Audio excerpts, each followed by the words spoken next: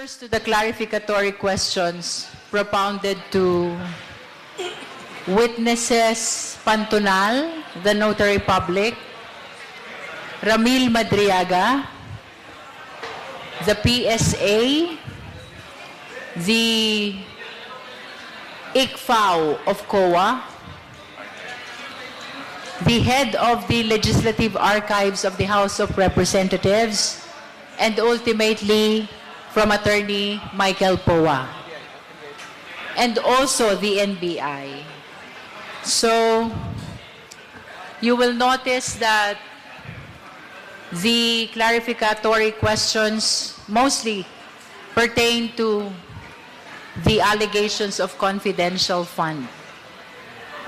And we limited the questions to merely clarificatory. Again, that is to maintain the position that this is just a clarificatory hearing and we are not holding a trial. That would be all for the opening statement.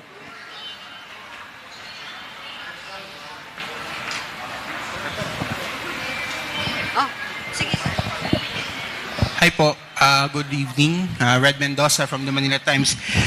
May lumabas po kasi ngayong kakalabas lang na isang statement kasi Madriaga claimed in the number 45 of his affidavit na he gave a painting to Vice President Sara Duterte galing sa isang scholar. Ngayon, may lumabas coming from Tanya Gaisanoli, a noted Visayas Mindanao artist who claimed that the painting was hers, hindi galing kay Madriaga. So, ano pong masasabi niyo po dito na apparently itong painting na sinasabi ni Madriaga sa affidavit ay hindi pala galing sa scholar niya, as he claimed in his affidavit, but came from a known visual artist from Davao, and she has the proof of it. So, what can you say about it po? I think that question is best asked of Mr. Madriaga, firstly, or second, of Attorney Palad, yung pong abogado ni Mr. Madriaga. Kasi it is they that submitted the affidavit. So we will consider all of statements, all of the parts of the affidavit of Mr. Madriaga. We have to look at it with a grain of salt, no? So wala naman ho kaming tinatanggap ng buong buo, wala din ho kaming itinatabi na buong buo, no? So we will see po in the next couple of days kung ano pa ho yung ibang mga bahagi. But that particular question is better asked of Mr. Madriaga and the lawyer of Mr. Madriaga.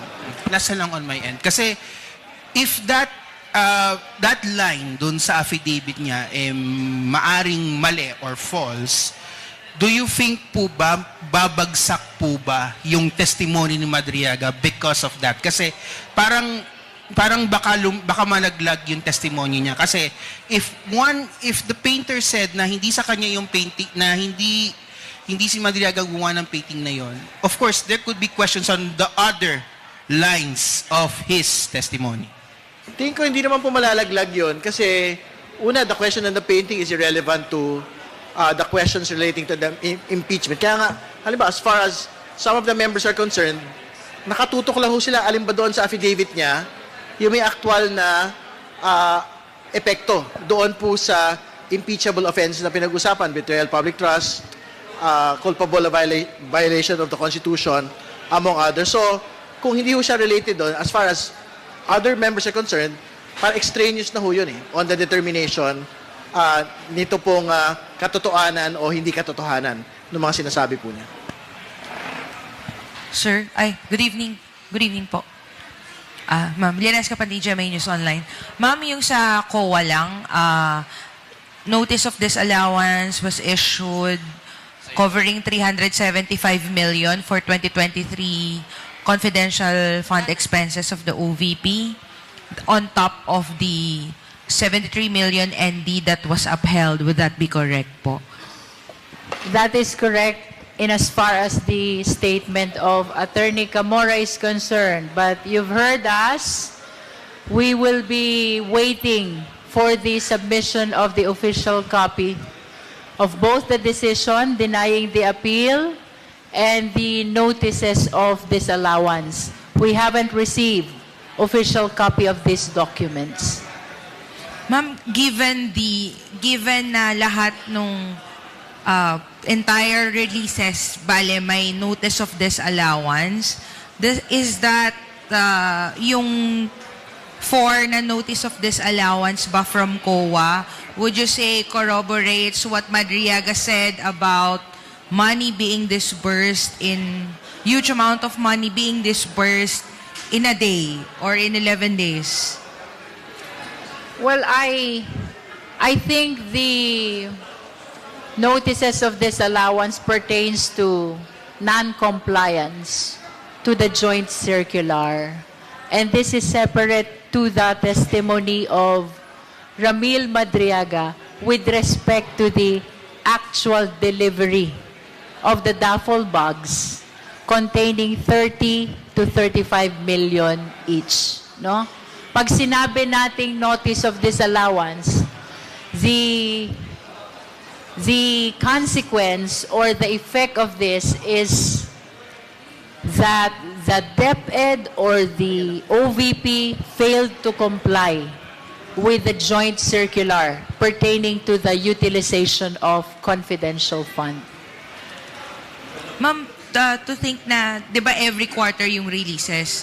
So given na 4 yung ND, every quarter na nag-release, may ND. What does it say about how the OVP uses its confidential funds? Well, the only thing I can say is that the COA maintains the position that they violated the joint circular.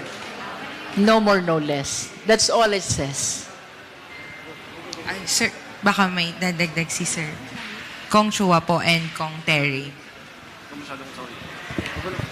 What does it say? I mean, is it, kasi lahat po per quarter, lahat may ND. So what does it say about the Vice Actually, President? 3 quarters lang yan for 2023. First, second, and third. And that pertains to the confidential fund of the OVP. The one that pertains to the 4th quarter of 2022, that is a denial of the appeal to the notice of disallowance. Can I follow up po? Sorry. Marian from TV5.